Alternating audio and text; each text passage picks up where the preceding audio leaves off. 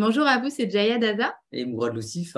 Et aujourd'hui, donc la ronde des interviews, les noces alchimiques au sein du couple continue. Et c'est avec grande joie qu'on accueille donc Stéphane Bonneau et Elvire Horowitz Bonneau. Coucou à vous deux. Bonjour à vous. Bienvenue à vous. Avant qu'on aille au cœur voilà, du sujet de pourquoi on est là, c'est-à-dire votre couple à l'honneur, on va prendre le temps de vous présenter tous les deux. Donc toi, Elvire, tu es musicothérapeute, tu es énergéticienne, donc tu accompagnes en tout cas en soins avec ces outils-là, et tu es également voilà, chanteuse, musicienne, compositrice. Est-ce que tu veux nous en dire quelques mots par rapport justement à ce que tu offres au monde? Bon, je veux bien, oui. Moi, ce qui m'intéresse vraiment dans, dans ma place dans le monde, c'est de créer, parce que j'ai vraiment ce besoin, depuis toute petite au fond de moi, de sortir des choses. Voilà. Et après, dans l'accompagnement thérapeutique, ben, finalement, ça revient un petit peu autour de cette histoire de création-expression, puisque je me suis aperçue que les gens qui venaient à moi, c'était généralement pour aller travailler ces espaces-là de création, d'expression. Donc, je crois que cette vie-là, c'est un petit peu les mots qui me portent, l'expression et la création. Voilà. Merci à toi. Expression et création. Et toi, Stéphane, donc tu es aussi musicothérapeute de formation, mais actuellement, voilà, tu as une école de voile et tu es professeur de voile dans le domaine de la croisière, du côté de La Rochelle. Et puis l'hiver, tu es moniteur de ski et tu es aussi père. Voilà, vous êtes aussi parent en fait de 4 enfants, tous les deux. Et est-ce que tu veux nous en dire davantage, Stéphane, sur tes activités? Alors, oui, je peux. Alors là, je suis en train de prendre mon autonomie, mon indépendance, comment dire, dans le travail. J'avais vraiment envie de créer ma propre école de croisière et d'être autonome là-dedans. Et c'est ce que j'ai fait. Donc là, je suis en train de m'organiser et de prendre plaisir à être autonome, à transmettre ce que je connais et ça me va très, très bien. Ouais. Merci beaucoup, merci. Merci à vous deux. J'ai envie de commencer par une question qu'on adore poser pour en savoir davantage sur la quintessence du couple. Et là, aujourd'hui, votre couple, c'est vraiment comment s'exprime cette danse de l'amour, finalement, au sein de votre couple. Voilà, on va nommer ces noces alchimiques, finalement, cette unité de... Bon, on parle du féminin, du masculin en soi, mais là, de l'homme et de la femme, quoi. Comment elle s'exprime, cette danse de l'amour?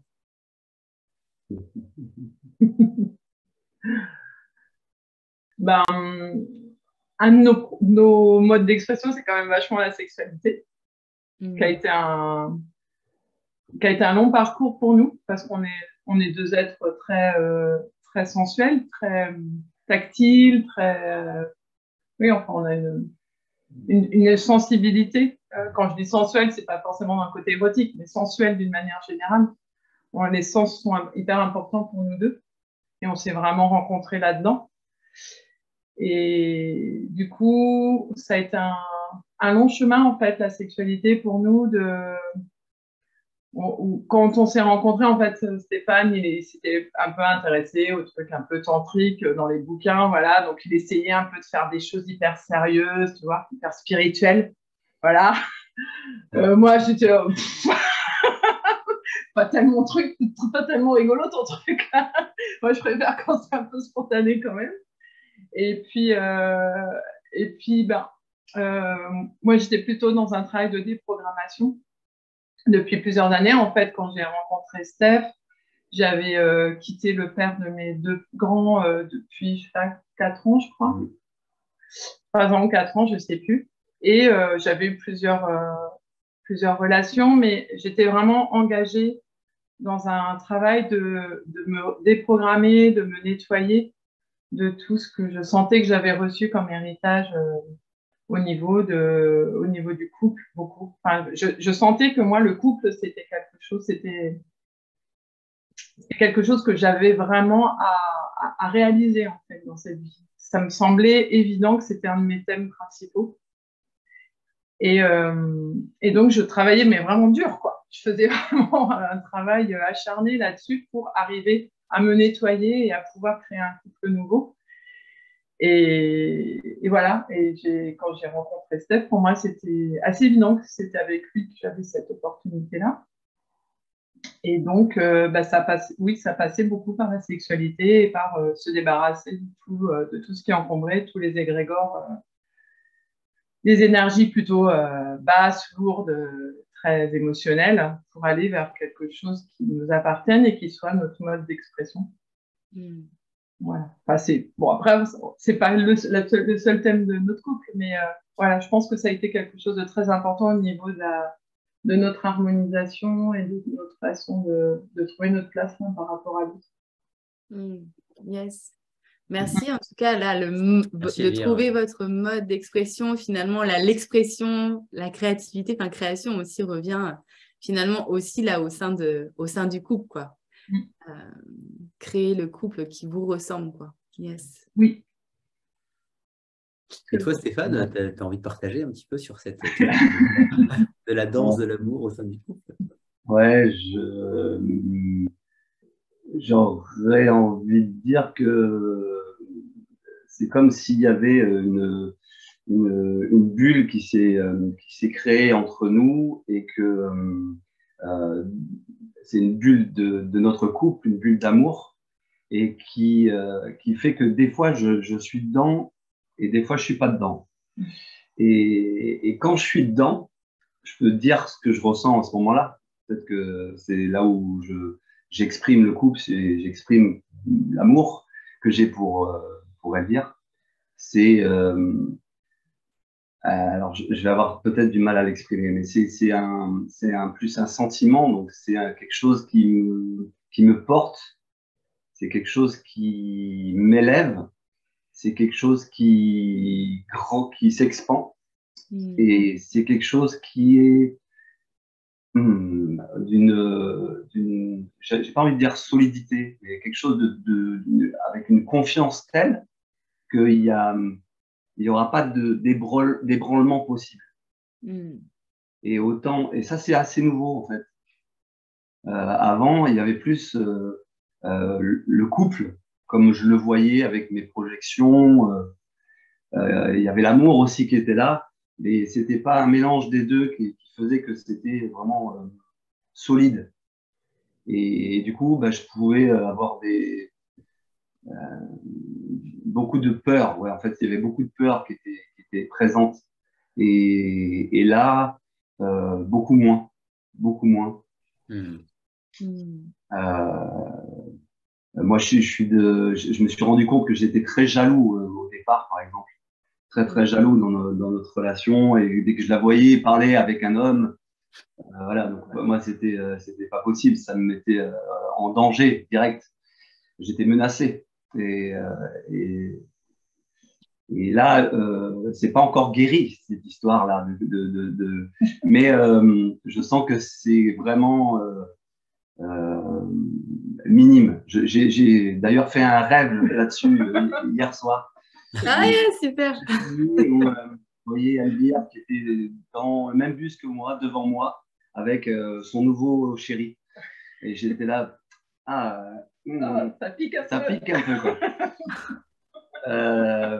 Mais c'était beaucoup moins, voilà, à mon avis, c'est une réminiscence d'une peur, et ce que je vis au quotidien et ce que j'exprime, c'est que voilà, il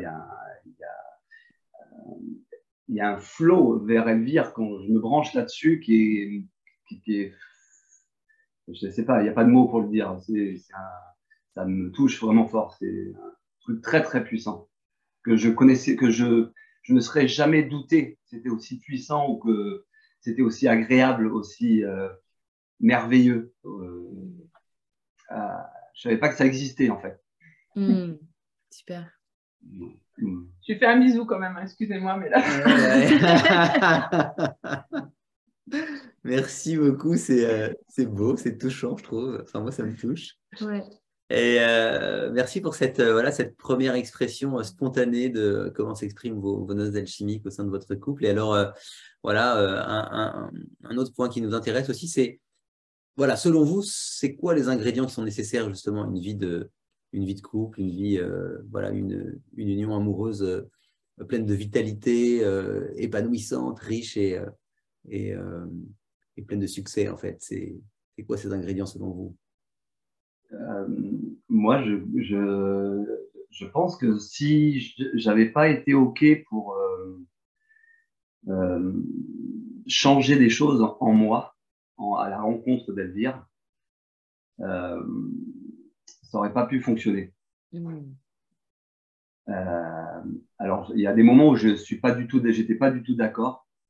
J'étais en rébellion totale, mais je crois que c'est comment on appelle ça, la persévérance, la continuité de penser que il y a toujours cet amour qui est en filigrane et que malgré tout, pour moi, ouais, c'est ça, il faut qu'il y ait cet ingrédient-là de pouvoir prendre un truc qui n'est pas agréable, le mâcher jusqu'à ce qu'il soit digéré et passer à autre chose. Une sorte de remise en question comme ça, en fait, un petit peu continuelle au sein de… Ouais, je pense que si j'avais pas fait ça, je pense qu'on aurait. Enfin, après, je vais laisser parler Elvire, mais moi, je peux pas. Je constate en fait que le couple, notre relation a fait qu'il y a eu beaucoup de choses qui s'est mis en mouvement à l'intérieur de moi, des fois malgré moi, mais et des fois j'ai pris le truc en main, mais je vois pas le couple le couple qui est durable sans ça. Mm. Changement, quoi. Sans la transformation finalement à l'intérieur de soi, quoi, c'est ça. Ouais, ouais. Yes. Sans, oui, ça, l'initiation oui, ça, de la remise en question, du changement, etc. Bah, je pense qu'à partir du moment où on s'ouvre à l'énergie d'amour, pas l'amour de je tombe amoureux, il y a différentes dimensions dans le mot amour, mais l'amour vraiment, l'amour divin, quoi, l'amour cosmique, après, chacun l'appelle comme il veut, mais qui est au-delà de être tombé amoureux. Vraiment l'amour qu'on peut ressentir aussi pour ses enfants, qu'on peut ressentir face à une fleur, qu'on peut ressentir en haut d'une montagne, enfin, face à l'océan. À partir du moment où on s'ouvre à cette énergie d'amour, elle nous transforme. Et si on n'accepte pas la transformation, on n'accepte pas l'amour. On ne peut pas avoir l'amour sans la transformation. C'est un package, quoi. Donc, je pense que c'est un petit peu ça que tu exprimes, c'est ce que j'entends en tout cas. Et après, moi, je crois que ce qui nous a aussi… après, je pense pas que ce soit forcément l'ingrédient, mais c'est les ingrédients de notre couple qui a quand même fait beaucoup, c'est qu'on s'est connus en formation, donc en formation de musicothérapie, avec un formateur qui nous faisait faire un travail vraiment en profondeur sur nous-mêmes. C'est-à-dire qu'il y avait 12 modules et il y avait 8 modules qui étaient que du développement personnel. Enfin, après, maintenant, c'est tellement galvaudé, j'ai du mal avec ce mot, mais en tout cas, qui était sur un travail vraiment sur soi. Et seulement après, on commençait à aborder les effets de guérison de la musique sur d'autres. Il y avait tout un programme avec un travail de méditation, un travail d'exercice psychocorporel. Enfin, voilà, on avait vraiment un travail en profondeur qu'on faisait grâce à cette formation, qu'on a continué après en formation continue. Il y a eu un petit moment où on a arrêté, mais après, notre formateur a relancé, donc on fait 2 modules par an, 2 week-ends par an en fait. Et donc le fait d'avoir ce travail spirituel et ce travail sur soi en commun, ça a été énorme en fait, parce que je vois beaucoup de gens où il y a une personne qui est dans le couple qui est impliquée dans un travail sur souvent les femmes. Je suis désolée Mourane, mais c'est vrai que c'est souvent les femmes qui sont motrices, pas toujours. Tu as aussi connu des couples où c'était des hommes. Mais… Je me sens pas concerné par ça parce que justement, oui, non. on travaille sur moi depuis longtemps. Donc je me dis, on a de la chance. Nous, on est un couple où chacun, on travaille sur nous. Eh oui, c'est ça. Mais je crois que ça, c'est indispensable. C'est vrai que la plus, souvent, il y a c'est beaucoup le féminin finalement. D'ailleurs, ça se voit dans les stages de développement personnel en général. Hein. Oui, c'est Quand ça. on voit la proportion d'hommes qu'il y a et voilà, par rapport aux Ouais. femmes qu'il y a, c'est assez évocateur et révélateur, ouais, carrément. Mais après, je pense aussi parce que c'est lié avec l'expression et que souvent les hommes, c'est un peu compliqué pour eux de venir, de parler, ça les gonfle. D'ailleurs, Steph, des fois, ça me gonfle quand on est en stage et qu'il y a beaucoup de femmes, il me dit oh là là là là, le soir. Vous avez beaucoup parlé. Hein. Mais voilà, je pense que ça, c'était vraiment un des ciments de notre couple, d'avoir ça et aussi, du coup, de ne pas hésiter quand on avait des moments où on s'éloignait l'un de l'autre, où on n'arrivait plus à se trouver, à faire appel à notre formateur ou à d'autres gens. Mais ça a été souvent lui ou son épouse qui est art thérapeute. Et bon, c'est aussi un couple qui a beaucoup travaillé, ils sont aussi très soudés tous les deux. Donc, c'était inspirant pour nous déjà. Et puis, c'était deux interlocuteurs qui pouvaient nous aider et qui ont pu vraiment nous aider des fois à dépasser des moments où on n'arrivait plus à trouver la communication. Ouais, je crois que c'est vraiment, par rapport à ça, au niveau du travail sur soi, j'aurais envie de dire qu'il y a ça, mais moi, il y a aussi d'accepter qui je suis, là où j'en suis maintenant, qui fait que ça, c'est un gros travail et qui arrive à ma conscience vraiment maintenant. C'est je suis qui je suis là maintenant et éventuellement, j'ai pas besoin de transformation pour que l'amour et le couple perdurent. Alors du coup, je casse un peu ce que je viens de dire avant, mais j'ai envie de dire, pour moi, l'ingrédient principal, là maintenant, quand je ressens ça, c'est m'accepter qui je suis dans toutes mes facettes. Et c'est beaucoup Elvire qui m'a aidé à faire ça. Du coup, je ne sais pas comment dire, mais je voulais préciser ça. Je trouve ça super intéressant ce que tu dis, Stéphane, justement, parce qu'il y a des fois, il pourrait y avoir cette question, du coup, l'amour existe parce que je me transforme et en fait, finalement, c'est parce que je vais changer que l'amour va fonctionner, etc. Comment dire j'ai le sentiment que l'amour transforme et en même temps, c'est parce que l'amour accepte pleinement l'autre tel qu'il est, en fait, qui peut transformer. Mais c'est pas conditionnel, c'est ça que je veux dire, en fait. Enfin, pour moi, c'est transforme en nous, en fait. C'est ça. C'est qu'on enlève toutes les couches qui n'étaient pas nous. Exactement. Et j'ai l'impression que c'est souvent l'énergie d'amour qui vient. C'est une question que je trouve vraiment intéressante parce que justement, des fois, dans ces espaces de développement personnel, on pourrait croire que il faut se transformer pour pouvoir être acceptable, etc. Et en même temps, c'est vraiment parce qu'il y a l'énergie d'amour qui est là, qui est présente et qui vient toucher, que ça induit et ça génère en fait la transformation. Et c'est un peu ce que j'ai compris de ce que tu disais, Stéphane. Je ne sais pas si c'est ça ou pas. Oui, c'est ça. C'est que moi, plus je m'accepte, en fait, comme je suis, plus je sens passer de l'amour à travers moi vers Elvire. C'est vraiment ça que je ressens. Et c'est ce que je voulais dire. Enfin, c'est ce que je voulais exprimer tout à l'heure, c'est que je me sens, il y a ce truc de sentiment d'ouverture, de flux, j'ai envie de la prendre dans mes bras, il y a quelque chose de vraiment enveloppant, grandissant, énorme, et qui est très, très, très agréable. Donc, voilà. Yes. Merci beaucoup. Merci à vous. Donc, il y a vraiment être prêt à changer des choses en soi, cette persévérance dans la continuité, l'amour avec la transformation. Et merci en tout cas pour ces ingrédients-là. Merci, merci beaucoup pour ces ingrédients. Et ça me voilà, juste une petite aparté aussi. Nous aussi, on s'est un peu, on s'est pas rencontrés là, mais on a quand même pas mal cheminé dans des espaces de développement aussi. Et c'est vrai que c'est assez, c'est assez porteur parce que finalement, c'est des espaces où on est un peu, j'ai envie de dire, malaxé un peu à l'intérieur. Et donc, ça vient un peu éprouver justement cette question d'amour et comment dire aussi voilà,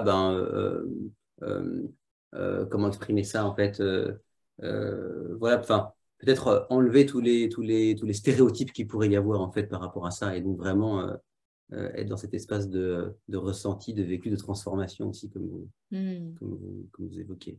Oui, trouver sa place vraie aussi par rapport à l'autre. Et pas, effectivement, tu parles de stéréotypes, moi, ça résonne beaucoup, ça. En fait, moi, on m'a toujours envoyé le fait que j'étais trop masculine, trop autoritaire. Et donc, j'ai essayé de me transformer en femme. Parce que ma nature, c'est juste moi. Enfin, voilà. Et c'est vrai que je crois qu'on s'est autorisé l'un et l'autre beaucoup à être qui on était et à lâcher ces injonctions sociales et ces injonctions familiales, etc. Et juste accepter, bon, bah, ok, peut-être que des fois, c'est moi qui vais prendre vachement les choses en main parce que je suis dynamique et parce que je vais être motrice, mais ça n'empêche pas du tout Stéphane d'être moteur dans d'autres aspects. Et je pense que nos rôles sont super équilibrés avec l'équilibre qu'on a créé nous et pas un équilibre qui viendrait d'une imagerie du couple social ou enfin, voilà, culturel, quoi. Yes. Et l'expression, la communication dans le couple, c'est quand même l'ingrédient principal, je pense. Ouais. La communication. Yes. Parce que du coup, là, vous avez nommé plusieurs ingrédients, donc ça, c'est top, c'est précieux. Et quand, par exemple, justement, quand vous avez certaines peut-être difficultés de désaccords ou de communication et tout ça, finalement, c'est quoi qui fonctionne au sein de votre couple pour revenir en fait en lien? Ouais, moi je veux bien répondre. Alors en fait, ça n'arrive plus tellement maintenant. Génial. On peut s'énerver un peu, enfin voilà, avoir une petite vague d'irritation sur certaines choses, mais il n'y a plus besoin de réconciliation comme on a pu avoir. Mais dans le passé, en fait, moi à chaque fois ce que j'exprimais à Stéphane, c'est que je sentais comme s'il y avait nos individualités et il y avait l'entité couple qui existait. Et que dans ces cas-là, je sentais que l'entité couple était brisée, en fait. Quand on était en désaccord, l'entité couple, elle était plus là. On n'arrivait plus à la faire exister. Et je sentais ça comme une déchirure. Je disais à chaque fois, j'ai l'impression qu'on est coupé de ça. Et ça, je trouvais ça infiniment triste, en fait. Parce que même s'il y a eu une transformation, dès le départ, on a eu quand même enfin, on s'est reconnus, quoi. Moi, je sais j'ai eu plein de flashbacks. Enfin, je sais qu'on s'est connus déjà plein de fois dans des vies avant. Et du coup, ça me mettait vraiment dans une tristesse profonde de sentir qu'on avait coupé le lien avec cette entité de nous deux, quoi. Et je crois que pour moi, voilà, il y avait vraiment cette urgence de rétablir ça. Pour pouvoir continuer, c'était comme si ça me mettait dans des parenthèses où il n'y avait plus de sens, où j'étais vraiment démunie, donc ça pouvait me mettre très en colère, je pouvais être blessante, parce que tout d'un coup, j'étais perdue.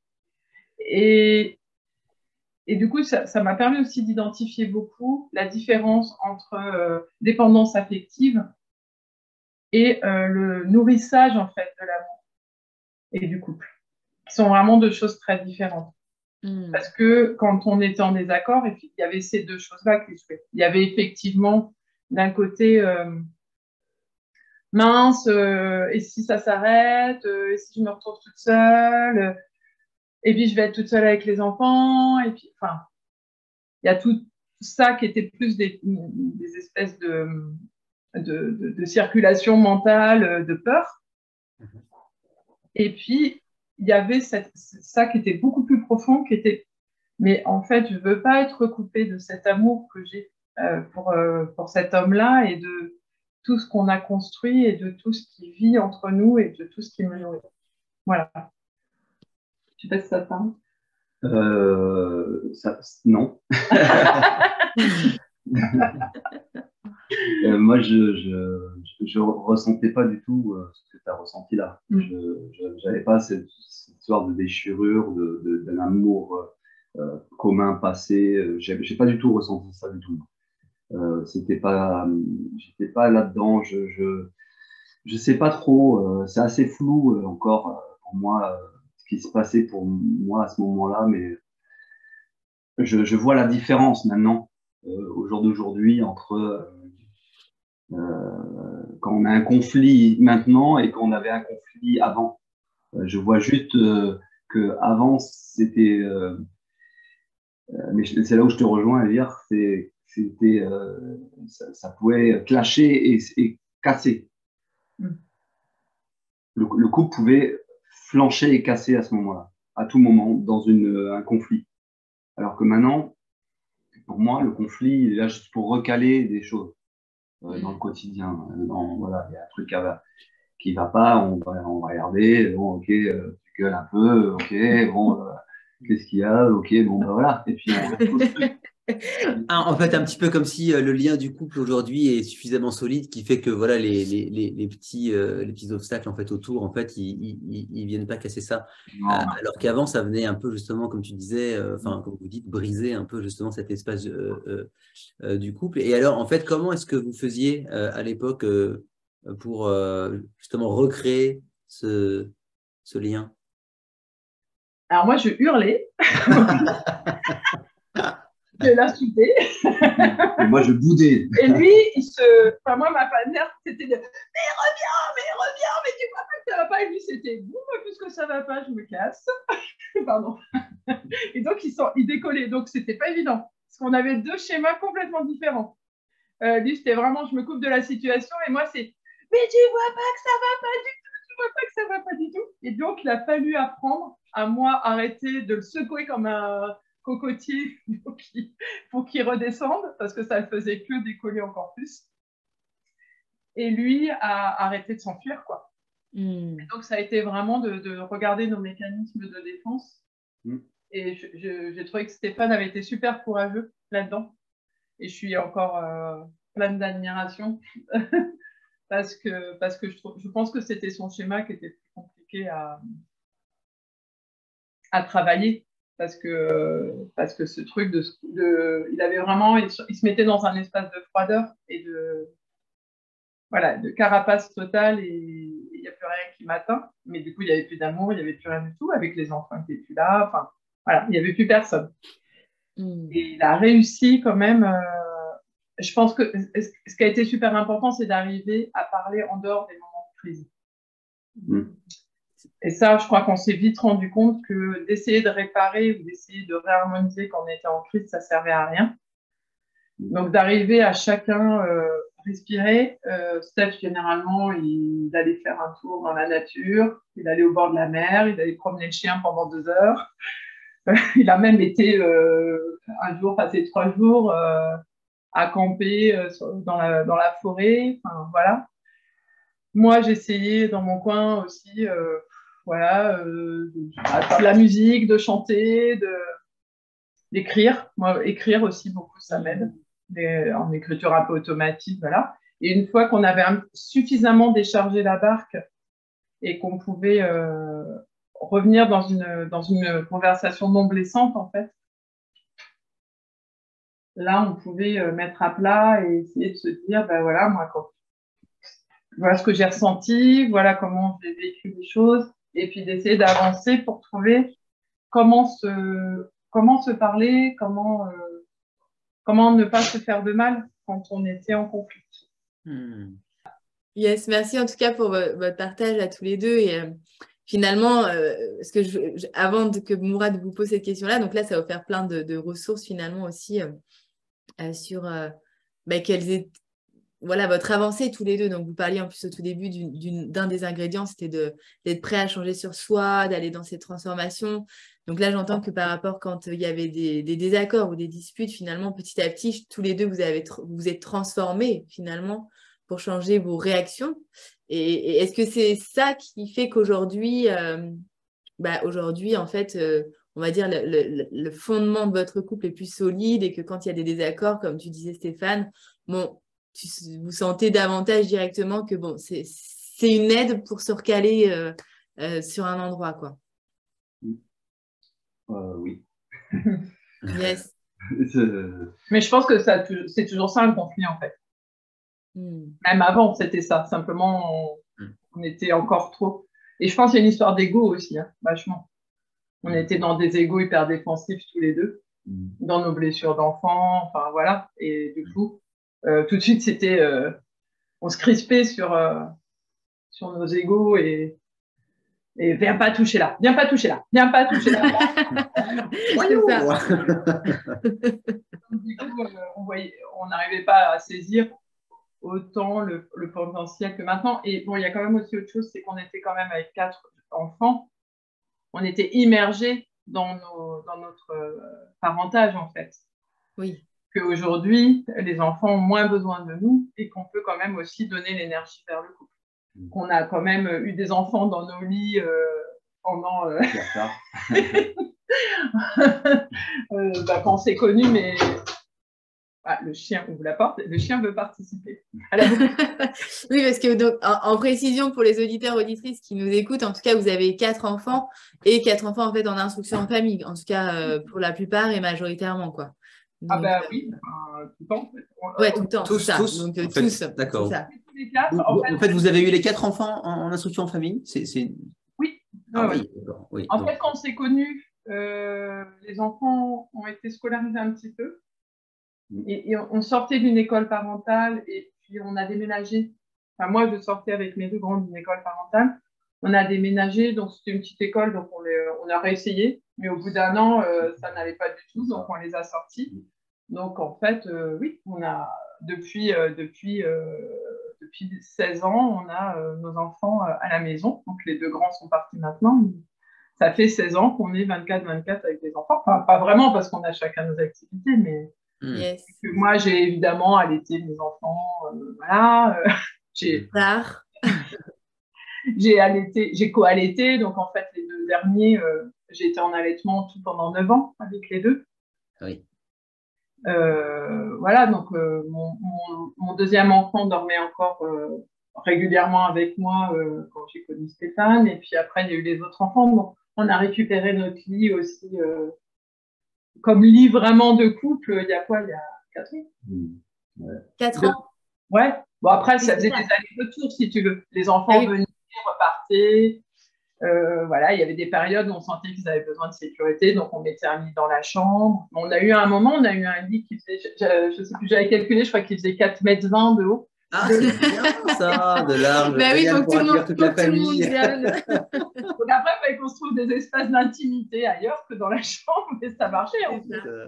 Mais en même temps, vous êtes tous les 2 dans la créativité aussi, en quelque sorte. Donc voilà. C'est-à-dire que le couple peut se nourrir autre que dans le lit, quoi. Et puis le couple s'est nourri aussi de ça, de cet amour incroyable qu'on a développé pour nos enfants. Et je pense pas qu'on s'aimerait avec cette qualité-là si on n'avait pas ouvert notre cœur aussi. Parce que quelque part, les enfants, ils sont tellement vulnérables, ils ont tellement besoin. Et eux sont dans un amour tellement inconditionnel. Un enfant qui naît, il est dans l'amour inconditionnel. Ça apprend ça. Donc, on aurait pu faire autrement, hein, mais il se trouve que voilà, on a décidé de suivre aussi le chemin qu'ils nous montraient, et je pense que ça a été un ingrédient vraiment très fort de notre amour. Et qu'aujourd'hui, si on s'aime à ce point-là, c'est parce que aussi on a élevé ces 4 enfants et qu'on les a respectés du mieux qu'on pouvait. On se comprend des fois. Voilà. Ils nous ont aussi appris à communiquer avec l'autre et à aimer l'autre, à accepter l'autre. C'est ça aussi. Ton enfant, voilà, il t'apprend ça. Enfin, moi, mes enfants, ils m'ont appris ça, à accepter qui ils étaient. Et donc, du coup, ça m'aidait aussi à accepter qui était Stéphane. Merci beaucoup pour l'expression de cet amour, en fait, au-delà du couple, aussi au niveau de la famille avec les enfants. Et on a encore un point, en fait, qui nous intéresse, cette question justement du mono-amour au sens fidélité et exclusivité. En quoi, pour vous, le choix de cette forme d'amour, hein, voilà, dans le respect de toutes les autres formes d'amour, bien évidemment, hein, on a inscrit ce projet dedans, voilà, pour les couples mono-amoureux et en même temps avec voilà, le respect de tous les autres formes d'amour. Alors du coup, en quoi pour vous ce choix est-il un élément important dans justement dans le caractère euh, euh, singulier, épanouissant justement de votre relation amoureuse?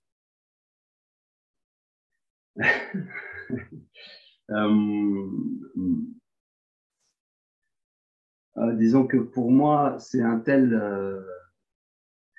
ça a été et ça l'est toujours, c'est une telle remise en question, un tel bouleversement, un tel chemin que pour moi, j'imagine même pas m'ouvrir à une autre, un autre amour ou une autre voie que celle-là, déjà. Pour moi, ça serait beaucoup trop, je me perdrais, je pense que je me perdrais complètement. Je pourrais plus, là, quand j'y pense, ça me fait me disperser complètement dans l'espace. Je me perdrais qui je suis, quoi. Ça serait trop pour moi. Donc déjà, vitalement, il n'en est même pas question pensable. C'est même pas un truc que je me pose une question. Ouais. Et puis après, comme je vois comment ça se passe avec Elvire et comment ça évolue, ça bouge et j'ai envie de développer ça, me concentrer plutôt là-dessus que en une autre relation éventuelle ou autre chose. Ouais, je vais m'arrêter là. Merci Stéphane. Merci Stéphane. Merci. Ouais. Alors pour moi, en fait, au départ, c'était pas imaginable parce que Stéphane était méga jaloux et que ça l'aurait tellement blessé et tellement rendu malheureux que j'ai une autre relation. Que voilà, par respect pour lui, de toute façon, je ne pouvais pas imaginer en avoir une autre. Et après, enfin voilà, je me suis bien éclatée quand j'étais jeune. J'ai eu plein de relations avec plein de gens. Et je crois que j'ai plus besoin de ça, en fait. On a eu un passé, vraiment, où on a exploré d'autres corps, on a exploré d'autres relations, on a exploré d'autres gens, beaucoup, chacun de notre côté.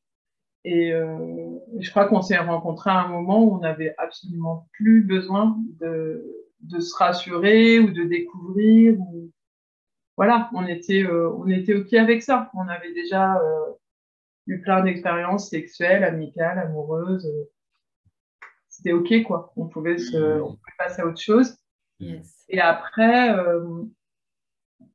moi, ça m'est arrivé d'avoir des attirances fortes, notamment une personne avec qui j'avais vraiment revu quelque chose de très ancien, où je sentais, où ça avait été un amour interrompu dans une autre vie.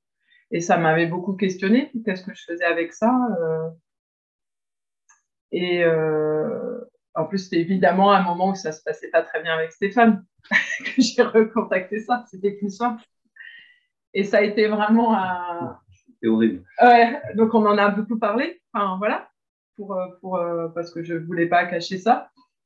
Et puis moi, après, c'est venu assez naturellement que, effectivement, je me sentais pas de tout recommencer avec quelqu'un d'autre. Enfin, on avait déjà parcouru tellement de chemins, on avait déjà tellement surmonté d'épreuves. Je voyais pas l'intérêt d'aller, voilà. Alors, parce qu'il y a, bon, dans la relation, il y a deux dimensions. Il y a dans les gens qui sont dans des polyamours, il y a la dimension sexuelle et il y a la dimension amoureuse. Et c'est un seul mot qui recouvre quand même beaucoup de choses. Et c'est vrai que voilà, la dimension sexuelle, je ne voyais pas l'intérêt. On n'avait pas besoin, on avait plutôt envie de développer ce qu'on avait en nous. Et ouais, voilà, après la dimension amoureuse, finalement, je crois que, comme disait Stéphane, j'avais pas l'énergie. J'aurais pas eu l'énergie pour retravailler un lien avec quelqu'un d'autre. Je voyais pas l'intérêt de faire ça. C'était déjà un tel chantier entre nous que, ouais. Et après, c'est le mot mono-amour, moi, qui me fait tiquer.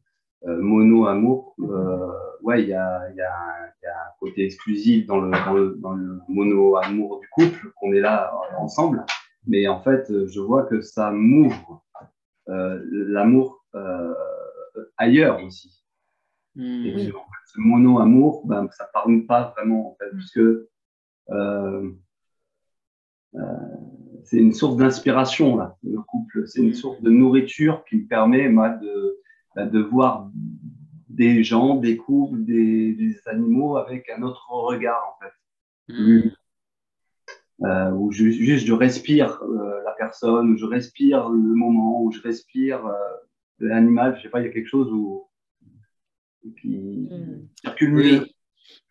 Merci en fait de préciser ça. Effectivement, on a utilisé le terme de mono-amour en fait par rapport au couple et par rapport au type de relation. Mais évidemment, ça n'altère pas. Et au contraire, justement, en fait, comme tu dis, c'est pas quelque chose qui bloque l'épanouissement de l'amour et l'expansion de l'amour à l'extérieur. Bien au contraire. Et pour être honnête, en fait, on a utilisé le mot mono-amour parce qu'on trouvait que monogamie, ça faisait un peu lourd. Comme Donc, on s'est dit, polyamour, ça fait un peu glamour. Tu vois, presque juste le nom donne envie. Polyamour, c'est joli. Et du coup, monogamie, ça faisait voilà, un peu plus. Voilà, avec tout. Je pense avec tous les égrégores, les mémoires qui vont avec aussi, où c'était pas forcément un choix de liberté, de conscience pour beaucoup, en fait. C'était plutôt comme des obligations. Donc, en ça, on s'est dit mono-amour. Voilà, c'est plus glamour. Mais évidemment, c'est pas enfermant, mais c'est pas. Yes. Merci. Après, je voulais juste. C'est pas réducteur, voilà. C'est pas réducteur le mot. Mais merci pour la précision dans tous les cas, c'est clair. Merci en tout cas, merci beaucoup à vous, Elvire et Stéphane, d'avoir accepté. Tu veux dire quelque chose, pardon? Ouais. C'est qu'en fait, nous, justement, on a eu plutôt dans notre... ayant des parents plutôt hippies, tu vois, on a plutôt eu l'injonction du polyamour dans notre ADN d'enfance, même si... Oui, et qui assumait ça. Ouais. C'est-à-dire que ça faisait partie d'une culture, quoi. Et on a été élevés dans l'idée que, quelque part, la fidélité, c'était un peu has-been, quoi. Yes, mais c'est super intéressant ce que tu dis, Elvire, parce qu'en fait, pourquoi on a choisi aussi de mettre le mono-amour parce qu'on aurait très bien pu mettre uniquement les couples à l'honneur sans forcément aller sur, j'ai envie de dire, une typologie de couple, en fait. Et c'est vrai qu'il y a eu, en tout cas, une partie, déjà parce que c'est des valeurs qu'on incarne, donc on a eu envie d'aller vers des couples pour questionner, tiens, qu'est-ce qui fait que d'autres couples aussi, ça fait sens pour eux d'être plutôt dans le mono-amour que le polyamour. Et après, il y avait aussi le constat que, justement, même que ce soit pour des personnes comme vos parents, voilà, qui justement étaient vraiment dans qui ont injecté, comme tu dis, voilà, le polyamour, ou même des fois dans le développement personnel, la spiritualité, le chamanisme et tout ça, parfois justement le mono-amour, ou la monogamie peut être clairement critiqué, condamné, jugé, comme quelque chose de répétitif de la société. Et le questionnement qu'on c'était, mais en fait, quand ça devient un choix de conscience et de liberté, qu'est-ce qui fait que les personnes choisissent ça? Voilà. Et non plus un dogme, quand on sort de tout dogme, mais juste un choix. Et en ça, donc c'est super intéressant, en tout cas, voilà ce que tu dis. Merci. Merci beaucoup Elvire, merci beaucoup Stéphane pour votre témoignage. On est vraiment heureux et ravis de vous avoir accueilli pour recueillir votre expérience d'une partie de votre vie de couple. On est certain que ça va inspirer, aider, sourcer, intéresser beaucoup d'auditeurs et d'auditrices. Et encore merci beaucoup d'avoir accepté notre invitation. On espère peut-être se croiser in situ un de ces jours. En tout cas, avec plaisir pour nous. Merci à vous deux. Merci à vous. Il a travaillé, la preuve, il a fait un beau rêve cette nuit. À bientôt. À bientôt. Merci à vous et merci à tous et à toutes. On se rejoint en tout cas pour la continuité pour le projet Les Noces Alchimiques au sein du couple. Ciao, ciao. Bye.